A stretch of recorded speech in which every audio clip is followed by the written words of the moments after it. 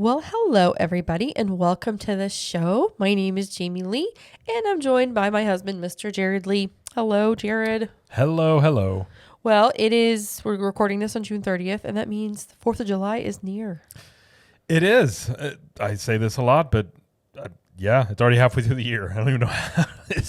I don't even know how, but it is. It is, yes. And 4th of July, since, Universal does do a little bit of a celebration of 4th of July. But what is your favorite way to celebrate 4th of July at Universal, like at the hotels, in the parks, City Walk? Like, what are things that you would like to do if you were there on 4th of July? Like, we've actually never been there on 4th of July. no, we haven't. It's a good question. Like anything patriotic you want to eat, like apple pie or. I mean, do they have anything specific that goes on 4th of July? Yeah, well, they do. So they have a DJ. They bring out a DJ in the Music Plaza area, like right in front of Minions. Oh, so that's okay. Yeah. They do a performance there too, and then they have like characters that come out and meet everybody, and then they do a special 4th of July like fireworks show like over the lagoon. I was gonna say, are they doing a special that gets it as like sensational, but is it different? So I guess they do sensational as well. Okay, that night, like they're doing both. That'd be cool. But yeah, it's not quite as big as Disney does it, but you can still get your freedom ring and your freedom ring and in the Universal with parks. your own bell and everything. Absolutely. I think it's a good question about. Like, they don't have like an America area necessarily. Like, you've got spots. I mean, if you really want to be part of family, you'd go to Fast and Furious, but it's not a good ride. Hey man, yeah. But you could say that you're family. Yeah, I mean, honestly, like just going around and doing some of the parks would be fun. Like get a beer at a place and just watch the 4th of July show and just kind of hang out. But it's very simple, and that's fine. I wish they did maybe a little bit more. To maybe like special treats and drinks. Maybe. I think that's an area where they're still building that out. They probably will. I mean, I'm sure with Epic Universe they may do something bigger because Epic Universe is going to have like a big nighttime fireworks show, very much like say like Magic Kingdom does. So I'm glad you brought that up. I could see them doing like a 4th of July specific like fireworks show and stuff like that. Okay, so since we're talking about that, I do have a question. Are they going to do anything with that fountain at Epic Universe that's in the big fountain in the middle? Is that going to be incorporated to any kind of show that you know of? I'm pretty sure. I mean, they haven't come out and said anything officially, but yeah, I'm pretty sure it'll be. It seems to me after seeing Sensational and the way they did that show, it'll be maybe something like a fountain show with a fireworks show and projection show onto Helios. That would be sort of my guess. Now, I don't know. I'm not really sure. They haven't come out and said. And I think that would be pretty cool if they did that. But I'm pretty sure the fountain, I mean, they're going to have shows in the fountain. I just don't know if it's going to be a part of the fireworks show. You know what I mean? Okay. Because they may not because you may not be able to see it from everywhere. Yeah. But they could have something going on. But, either way, that fountain's huge. It is huge. I am curious as to what they're going to do in terms of like special occasions and stuff like that. Yeah. Well, I ask you because you seem to be quite the expert on Epic Universe. If you haven't already, anybody listening or watching, if you decided to just, happenstance along our channel on YouTube, you should subscribe and like the video and all that stuff. So where can you find us if you're just listening? Yeah, if you would like to see us versus just hear us, you can go over to CTM Podcast on YouTube. That's where we have video versions of the show over there and show clips. And if you want to check out some of the latest Universal and Disney and pop culture news, you can go over to the Capture the Magic main channel, which is at Cap the Magic. Do some updates and things over there. He does quite the extensive videos and stuff. So I'm becoming a YouTuber. It's kind of strange. You are. I kind of did it as an experiment. I was like, I want to do a video a day for a week and see how it goes. And it's gone pretty well. So I guess I'm just going to keep doing it. Okay. So sounds great. I don't know. As well as, subscribing to our YouTube channels and everything. What about our special group, Club 32? Yeah, so if you want even more content, if you hear this, it will also be sure audio form wherever you listen to this show. Subscribe to there over on whatever platform you listen on and leave us a review. We would mind. And if you want even more content, you can check out Club 32. That's our private group. It's kind of like our own Patreon. We just host it on our own end. We have a private Facebook group. We're getting ready to start the Club 32 Clubhouse show where members become part of the show. We have live streams every Tuesday. We have Cool Kids Kitchen where we make a Disney or Universal based dish on a live stream. Usually goes pretty well. Sometimes it doesn't. Either way, it's fun. Music loops and special access, meetups, all sorts of things. Get 20% off of CTM apparel and 1901 Candle Company products and all that stuff. So you want to check it out, you can go to ctmvip.com. We have monthly or yearly options, and we have a free trial if you want to try that out. Or if you want to do a yearly, get a free t-shirt. So either way, you get something there. So if you want to check it out, ctmvip.com. And if you'd like to join, we'd love to have you. All right. Well, for this show today, we do have a few news stories we want to cover, as well as talk about Dark Universe. And they announced this land. I think it was last week, maybe a week and a half ago, and we're going to go all into what we're going to find in that land at Epic Universe. But let's get to the news first. So, first news story we have today is the 8th Halloween Horror Nights house has been announced. Yes, so it's Ghostbusters Frozen Empire. And the quote on this is, an ancient artifact has released a chilling new entity, Garaka. He'll stop you cold. Only the Ghostbusters can keep you from getting iced. I feel like there needs to be an Arnold, like, oh my gosh, the ice iced. Puns. Yes. They need to bring that back. Oh, everybody, chill. That's what it was. Everybody chill. I definitely thought about that. So this movie, Ghostbusters Frozen Empire, it actually came out in, I think it was March of this year, with the same title. And in the movie, Garaka is a phantom god attempting to build an army of ghosts and freezing New York City in the process. So it's basically the movie in this house, and that's fine. I'm excited. I love Ghostbusters. I didn't see the new one. I kind of wish it was based off the older Ghostbusters, but I do like Ghostbusters. So yeah, I mean, we kind of expected this. They didn't really hint at it. It was rumored to be that way for a while, and then they had a little teaser thing they released on Twitter that showed a grandma having like a Ghostbusters gun. I didn't really know how she got a hold of one of those, but I did. But I haven't seen this movie, so I don't really know. Maybe that played a part into it. But either way, I am excited. I mean, I'm excited about Halloween Horror Nights, but I'm very excited about this house in general because it. I don't know how scary it'll be, but it'll be like one of those houses that's like really cool, maybe. Oh, and not being a pun. I don't mean just because it's, Frozen Empire. Right. Well, the speculation map that is out there, a lot of people that do speculation maps about where the houses are and what they're called. This one and Quiet Place are probably going to be like separate from each other. So we're going to have to decide, because those are the two that I really want to do. So we're going to decide which one we do first. They usually separate the IP ones like that to make you kind of choose to separate the crowds out a little bit. Yeah, because last year they separated Stranger Things and The Last of Us. Yeah. Like it was completely different sections of the park. Smart. But yeah, so I mean, I'll have a whole plan later, but this one was definitely one of the ones that I was excited to do. So I'm excited that they finally announced it. Ghostbusters. Indeed, yeah. Yep. Maybe Paul Rudd will be there. I don't think so, but that would be amazing. You never know. So second thing we're going to talk about is there are Passholder Appreciation Days coming this year. Yep, they're taking place August 15th through September 30th, and also Passholder Nights returns on August 16th and 17th, and registration opens on July 24th at 11 a.m. So last year, those sold out very quickly. And we don't have any more information about what that's going to entail, but in the years past, Passholder Appreciation Days include more discounts on food and merchandise, sometimes bigger discounts on hotels, special buttons or magnets. Sometimes they have things you can get in the lounge and stuff like that. Special entrance into the parks. They do that a lot too. And then one thing that just kind of popped up before we started recording, this isn't part of the Appreciation Days, but annual pass holders can pick up a free ticket to Despicable Me 4 for a special showing tomorrow night.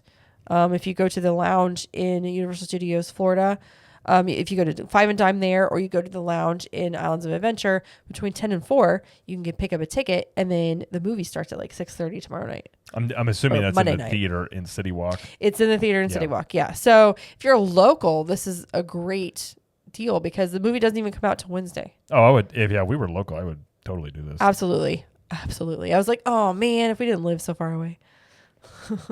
I mean, we live 2 hours away. But still, I wouldn't.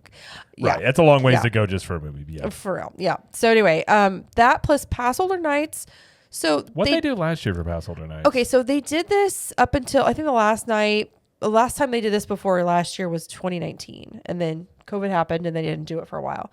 They did it last year. They did one night, and it's basically it's like a lesser version of Orlando Informer nights. Right. So like I don't think that any food's included. Maybe like one or two things, maybe. You can ride a bunch of rides with less crowds. So it's almost like an after hours. Yeah, it's like an after hours. Last year though, it was pandemonium because they were just letting anybody that was a pass holder in. This year, and I don't know if they're going to really, restrict that and just let the people that registered for it in. Also, there was a big hubbub in the pass holder. Well, as you can imagine, in some of the groups you find on Facebook, there was because obviously the registration went pretty quick. Some people were mad. Like this is always a risk you run when you do things like this. Like I really do appreciate how Universal does these things, but as they've gotten more popular, it's impossible to please everybody. You go to do something like this, and not everybody's going to be able to do it, and people get mad. But at the same time, I hope they don't stop doing things like this. I hope they just sort of. Like they added another night here. Hopefully, make 2 nights is good. Hopefully they make it more, like special where they don't just let everybody in, sort of thing. But try and get as many people as they can. But just knowing you're not going to please everybody. But they definitely need to enforce the number of people they let in because it was not that it was not great last year. I'm kind of surprised they don't tier it like premieres go for stuff like that. Like I feel like given. I know people that aren't Premier Pass holders may not like that, but it's like, if you're paying more for your pass, maybe you should be able to access these things. Like I could see them doing that in the future, sort of like the Halloween Horror Nights. You get the free entry to that if you're Premier. Maybe that becomes part of a Premier Pass as well. Maybe. Like, I mean, if they want to sell more Premier Passes, that would probably be a decent way to do it. Yeah. To do it that way. And you wouldn't have to have registration events necessarily like they do right now. It's just included or something. Right. Yeah, that's a good point. This is, happens to fall on a weekend that we will already be in Orlando and do Universal stuff. So hopefully we'll get to check it out. Well, we'll try our best. We'll see if we're Quick Draw McGraw on the 24th. I'm pretty good at these things. You are good pretty good at these things. Yep. I was like, when it comes to getting registration and virtual queues, it is not me. Disney has taught me well because they're very much like, things like this go fast with them too. But Universal is not as I guess most people aren't as like on the ball about it. Yet. Okay, next story and last story of today is that City Walk will be hosting a Sounds of Summer event it started back at June 28th.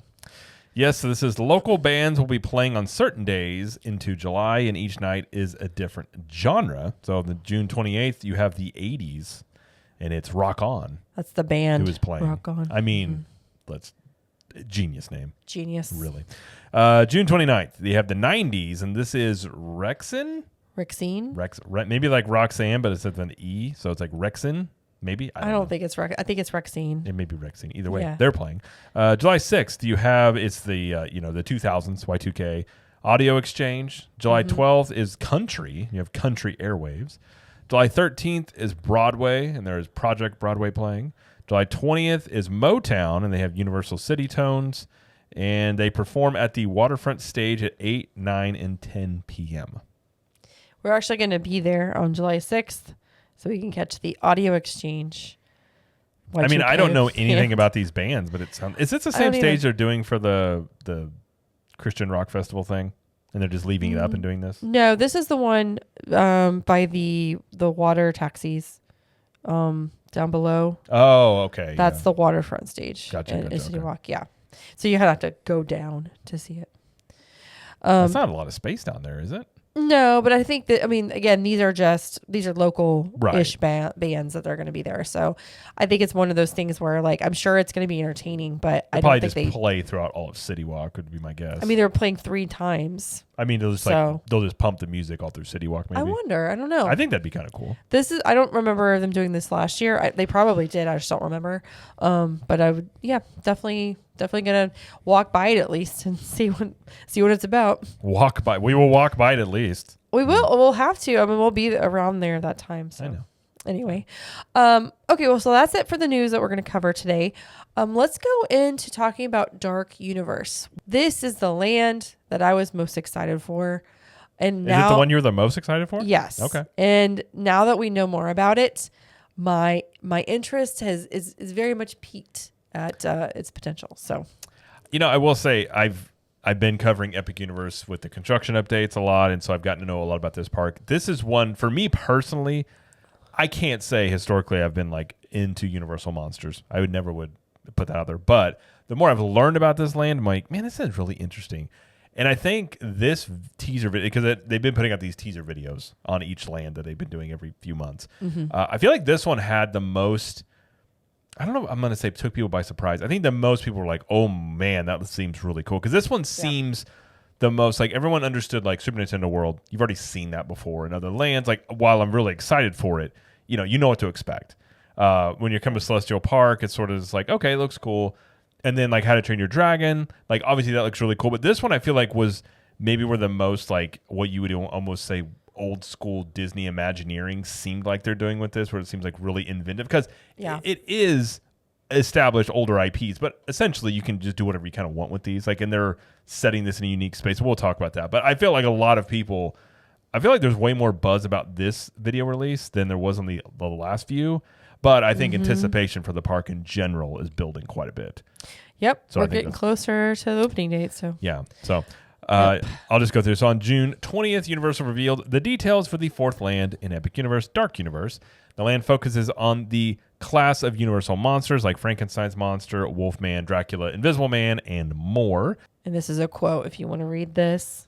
Yes. Experience monstrous thrills and horror as you dare to step into the fog-shrouded depths of Dark Universe.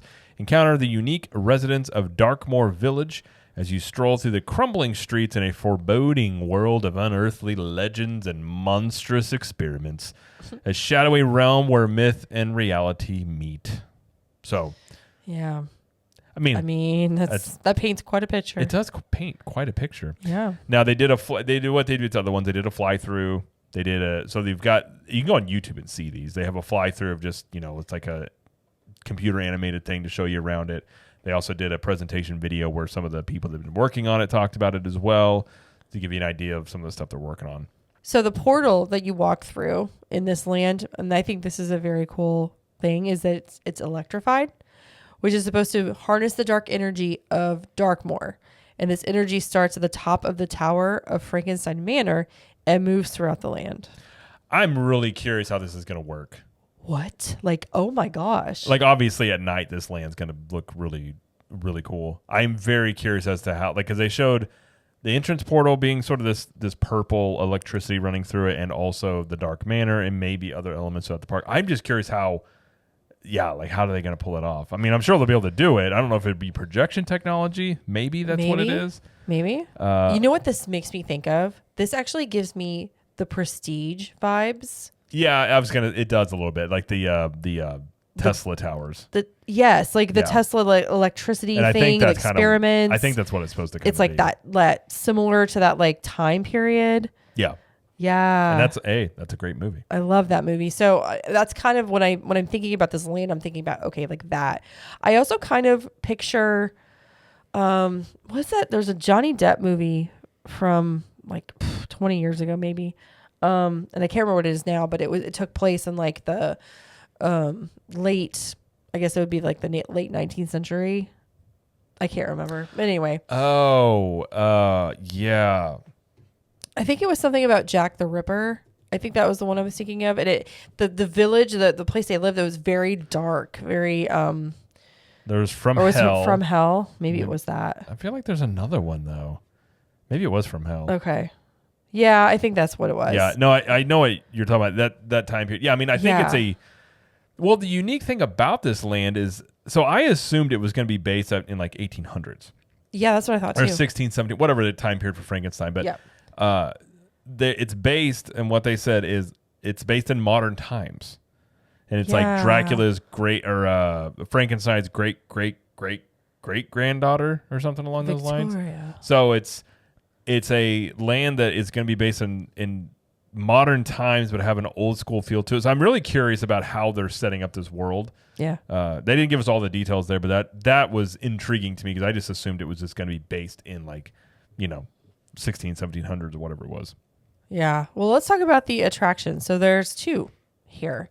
What is the main one, the first one? Yeah, the main one is Monsters Unchained, the Frankenstein Experiment. So this one is the Dark Manor. It's the main attraction of the land. So this ride takes you underneath the Frankenstein Manor, where Dr. Victoria Frankenstein takes guests on a tour of her lab as she conducts her dark experiments. She attempts to show us how she controls the monsters, but fails.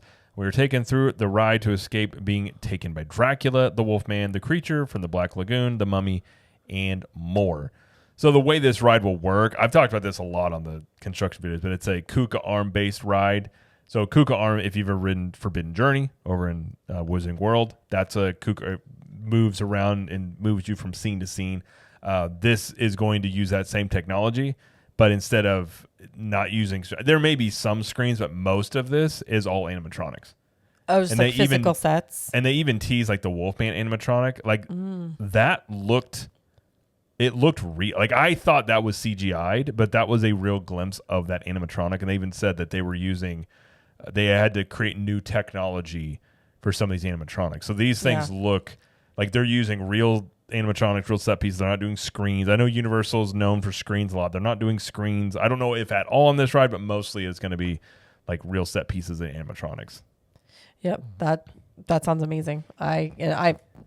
Yeah, this ride is going to be awesome. Well, and they even talked about you're going to feel like them breathing on your neck. You might feel, so they're going to do the old things that they used to do. Like, what was the ride they did that at Disney? Alien Encounter. Yes, that stuff. So it's like, you might feel them breathing on your neck. It might be warm. They might have stuff crawling down your leg. So they're going to have stuff in here that's going to add to it. Now they said, I don't know how scary, but it's supposed to be pretty kind of scary is the ride supposed to be. Oh, I was going to bring that up. So the height requirement is 48 inches tall. And like our daughter, she's almost 8. She's well above 48 inches tall. But I can tell you right now, she will not be riding this. This would scare her way too much. She probably wouldn't want to ride it. No. So I would guess that it depends on the kid, obviously. But I assume this would be mostly adults and older adolescents. Some kids though don't care. I mean, it depends on the kid. I know. I say she that. may. I don't know. It depends on how. It depends on how intense it is. She may end up wanting to do it. Who knows? Yeah. Yeah.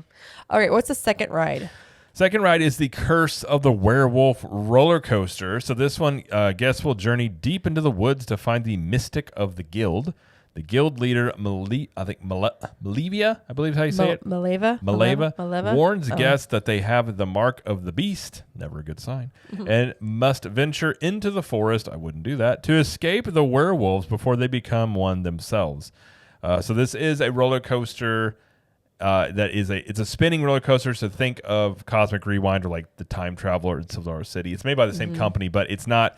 So I know people, when I say this, they think it's not the same thing. Yes, Cosmic Rewind, it is controlled like when you're spinning on that ride. Right. This one is just it's just free running. There's no control on that. So but it's not. It doesn't go upside. It's a family coaster, so it doesn't go upside down. It's probably, I would say it's almost like a Slinky Dog, but it spins a bit. Okay. So think of like that level of intensity about that. But it's it seems very unique, but it seems like I don't think you would probably want to do this. I mean, like I said, I think I said this on the last show. I will do all the rides at least once, and then we'll just take it from there. If I never need to do them again, maybe. It just depends on what happens with my head. But the height requirement is 40 inches for this one. So this is more little kid friendly. Like that was actually one of my questions. I was curious about what Dark Universe was like. Who's this going to be geared toward? Because if you go too scary, you're not going to be able to, Epic Universe is pretty much, if you look at it, it's a family park. There's one really intense roller coaster, but everything else for the most part is pretty family friendly attractions that are based on high level experiences and stuff like that. But they said that this, basically you could say this land is like 13, PG-13-ish. It's kind of where they're putting it at. So it's like not for little. I mean, it's not that you couldn't take them in there. I'm sure there'll be aspects of it, but like the rides and things like that, maybe the little kids get freaked out by. But kids close to that 13-year-old age or something like that, maybe okay on this. So this like a lot of these rides aren't going to be Like this roller coaster is not going to go upside down and go really fast. It's a pretty tame roller coaster. It just spins. Okay. And obviously the werewolf is the main character in that. Okay. Yes. And there are 2 entertainment experiences. That's the only way I know how to describe them. But the first one is Darkmoor Monster Makeup Experience. Yeah, so it says guests of all ages can become fashionably monstrous as they don elaborate face paint and temporary tattoos at Darkmoor Monster Makeup Experience. Here, monster makers have converted Dr. Pretorius's infamous old lab into a parlor to continue the spirit of his demented experiments. And skilled artisans use their talents to transform guests' outer appearances so they can showcase their fandom for the Universal monsters. So this is what they started doing over at the Monsters Makeup Show in studio side. Now they've done this before. I don't know if this was specifically a test run. Maybe this one was, but they have done this before in the parks. But it definitely seemed like this latest one they did maybe was a little bit of a test run to try it out and see. But they are doing this over in Dark Universe as well. Yeah, it should be good. I mean, but being in that land, that would be pretty cool. Oh yeah, like being in the land and actually having monster makeup on you. I mean, that's immersing yourself into the land. That's for sure. That's true. The second entertainment experience is basically meet and greets, like meeting the monsters.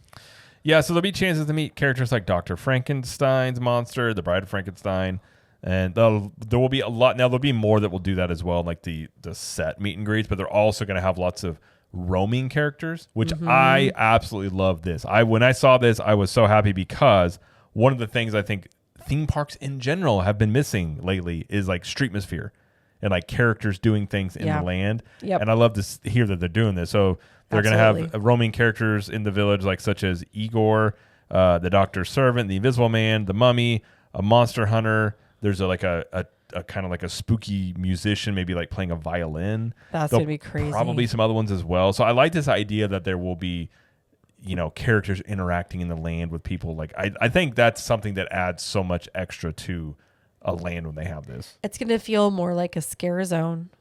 Kind of. I mean, Universal has a lot of experience with this stuff of like the idea of the scare zones. And if you never have done it at Halloween Horror Nights, you have your haunted houses. But then you have in between these when you're walking through, they have scare zones that are themed as well. And in those, they have, team members and people dressed up certain ways to like try and scare you or just like walk by. It's like they're trying to scare you there. They don't have to necessarily scare you, but they're creating an environment with characters. And I like that idea of bringing that into like just day-to-day park stuff. Oh, yeah. It's going to freak me out.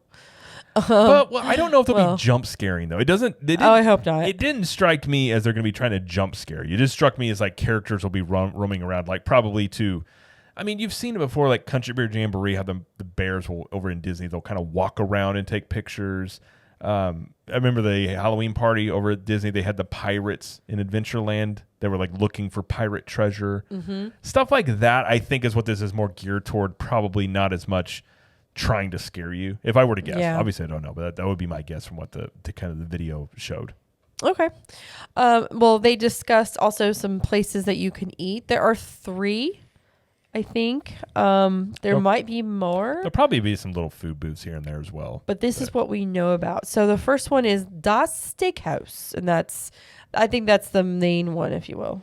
I like the name of it. Das Steakhouse. Das Steakhouse. Yes, Darkmoor's most ominous restaurant. This establishment is a dining hall run by vampire familiars who size up unsuspecting patrons to be part of the vampire's feast. Surrounded by artwork and artifacts detailing the history of the village's creatures of the night, guests can enjoy a menu of kebabs, burgers, sandwiches, and more. And they did say they're going to have steaks on spikes. Ooh.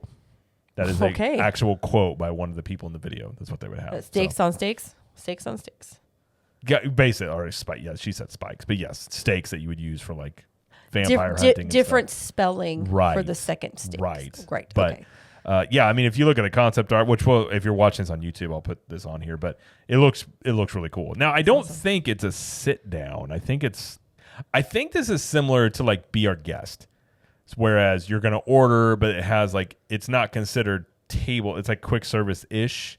think that's what this is. I don't think it's you go in and you order, like and then you get a table, but you have someone bring it to you. Probably would be my guess, because it didn't say it was table service, but it's highly themed. So if you think about that concept, a highly themed restaurant that does stuff like this. But the second one is called the Burning Blade. The Burning Blade Tavern, to be exact. Sorry, Burning Blade Tavern. Yes, as despite the blades of the windmill still smoldering and flaming periodically, Darkmoor's monster hunters have transformed this old fiery mill into one of their favorite hangouts.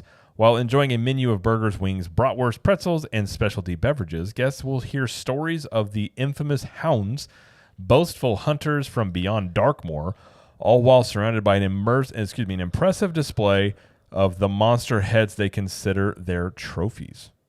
Yikes. So this one, they said that there would be like characters in here specifically. That's what the hounds are, I think. Yeah. So, and if you look at the concept art, and it's a tavern, it's not really a restaurant as much as it is supposed to be. And we've seen this in like the Wizarding World, where you're kind of like going to get a drink, like small stuff. But the windmill part is. Yeah, I was going to say, will you please talk about that? So this is from the Frankenstein movie, where the windmill, like the burning blade, the windmill caught on fire. So apparently they said every 20 minutes, I believe is what they said, that this windmill would be on fire day and night.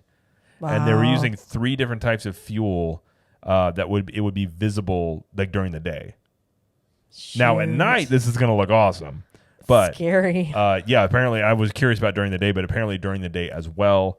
And but I mean, they've done this with the dragon over in Diagon Alley, so they obviously have done work with this. So this visually is going to be really cool. It's supposed to look like it's built into a hillside as well. I don't think capacity is going to be huge in here, though. This could be kind of hard to get into, especially early on. Well, I think it's purposely built smaller, like they do in Harry Potter. It's supposed to be like a small little village. They have some outdoor seating off to the side, and inside I'm sure is not going to be too much. So it's not a.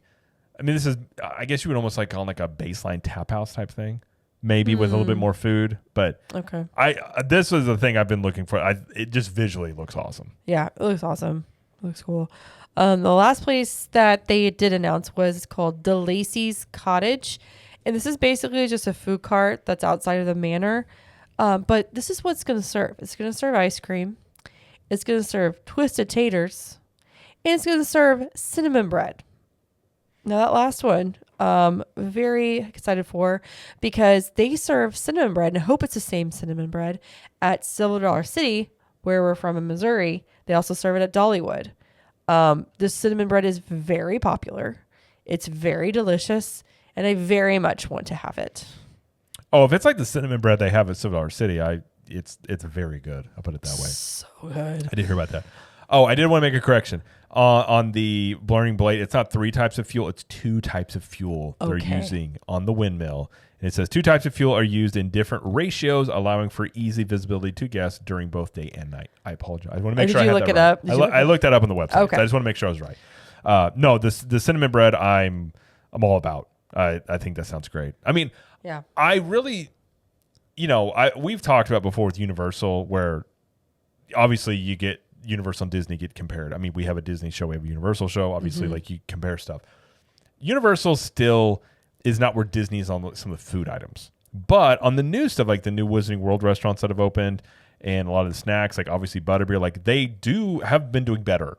I agree. And especially even Minion Cafe it's some of it's hit and miss, but it's better in general. I'm hoping that the Food and Epic Universe is even a step above that. I think if Epic Universe, as cool and as excited as I am for Epic Universe, if the food here is great, I think that will take this entire park to a completely new level. I really do. So I hope things like all the restaurants, I hope that the food's good. And we know with Universal as well, like the taverns, they have the specialty beers for like Wizarding World. They'll probably have special beers and brews. I think they did say that. I'm sure they will. So I like that aspect of it as well, that you can just get stuff you cannot get unless you're in the park. I like the idea of that. Yeah. I mean, the food wise, and there's probably going to be little small things here and there. Sure. That will do stuff as well. But yeah, I think the food, especially in here, highly themed, like some of this seems, I mean, this one, I think this is the most food options I've seen in a land that they've announced yet, I believe. Isle of Berk had a couple. It had a couple. Yeah. I know it did. Now, Celestial Park is going to have a few because it's kind of the central hub area. I know it's going to have some more sit-down area type restaurants maybe. But it's got quite a few. So, I'm pretty excited. I'm excited about this entire land in general. Yeah, and just real quick, I was going to mention they do have one place to shop that they have announced so far, and it's Pretorius Scientific Oddities. Yeah. Now, I'm sure there'll be another one, at least another one to shop at. But yeah, I'm very excited for how this land is going to be, just based on the way that they're explaining the land and the concept art, the model, and the construction photos, because everything seems to be lining up to be like, okay, this is going to be great. Like even the ground, I think it's cobblestone. It's not. It's concrete to be shaped like cobblestone. It is not actual cobblestone. Okay, but still, that's awesome. It is going to look like cobblestone, which I will say, if you have a stroller, that's not the greatest news in the world. But it's going to be very themed. I think that, well, I hope they make it look like it, but not necessarily like make it feel like it. I think it's probably going to feel like it if I were to guess by looking at it. Okay. But it'll be like this looks, it'll be highly immersive. I mean, there's a lot of details that are I think are just going to help set it apart. But yeah, I mean, in terms of a land that when I first heard about Epic Universe, obviously we're just now officially quote learning about these, but like we had learned through trademark filings and construction of what these lands were. When it came to Dark Universe, I was like, okay, like it seems cool. And then as you learn more about it and you see the stuff, it's in like the dark manner and like the concept art, how cool that looks. I just think this land potentially is probably like I guess you would just call it like a dark horse for like maybe one of the best lands, if not the best land. Like I wouldn't be surprised at the end of the day if this is like the coolest land in the park in terms of like visuals and stuff that you can do. And every single land though we've talked about has just had amazing stuff. Like, and just everything we've talked about is just great. It's just great. Yeah, I mean, I've never been a part. I mean, since we've been covering theme parks, obviously we haven't a new theme park opening up. I've never really watched or been a part of. This is like getting to the point where it's becoming like a fever pitch of people really excited for it. The good thing is Universal has done theme parks before, so it's not some brand new thing for them. But you just hope it doesn't goes off without a hitch and and cover all their bases. But no, I mean in general, like I'm very excited. Like obviously, and me too. I'm looking forward to this one quite a bit. Yeah. And, obviously we don't know exactly when Epic Universe is opening, but... well, that's something we could talk about. Well, I was going to say we have some rumories stuff that maybe it's opening a certain time I period. wouldn't even call this a rumor, if I'm being quite honest. Okay. I found this, I will say, found this through Orlando Park Stop. Alicia Stella wrote an article, and Steve Tatham, I believe is how you say his name, is Tatham. He is the head creative person of Epic Universe. Basically the head guy in charge of the whole thing. Now, he used to be, by the way, a former Disney Imagineer.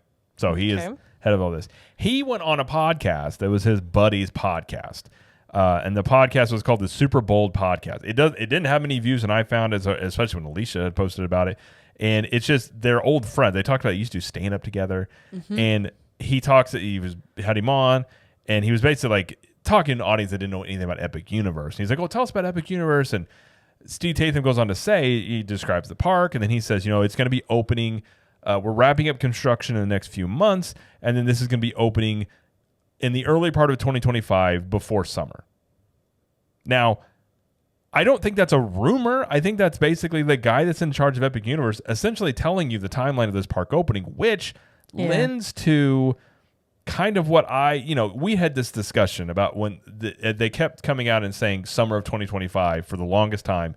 And then all of a sudden on one of the videos they put out, it just said 2025 when opening. And they dropped the summer. Yeah. It's like, okay, were they gearing up for it to be later? Or what you and I both have said, I think they're gearing up for it to be sooner. And I think, obviously, with him saying that, I believe that's exactly what it is. Now, when you say earlier in 2025, what's earlier? And what did we say when we talked about it before? I said March. Yeah, I gave the timeline. I could see AP previews being, I don't know if January, but like February-ish, around that timeline of your AP previews. So I'm going to assume they're going to have AP previews. And then you're looking at for sure March, April, May-ish timeline. Maybe March being the safest bet for it to open. And then you're in full swing for the summer of 2025 for people coming in. Yeah. I feel like that's maybe the timeline they're looking at. which would be great because, by the way, that's still great weather in Florida if it opens in that time period. So, again, I don't think I would say it's a rumor. It seems like, and to me, some people had commented, well, he's just on a buddy's podcast. Like, right, but that also lends to me more credence that he felt comfortable and relaxed enough to just tell his buddy, like, yeah, this is when it's happening. Now, they haven't officially come out and said this, and I imagine if he was sitting down in an interview with somebody from, a major mainstream media outlet, he wouldn't have said that. Maybe not.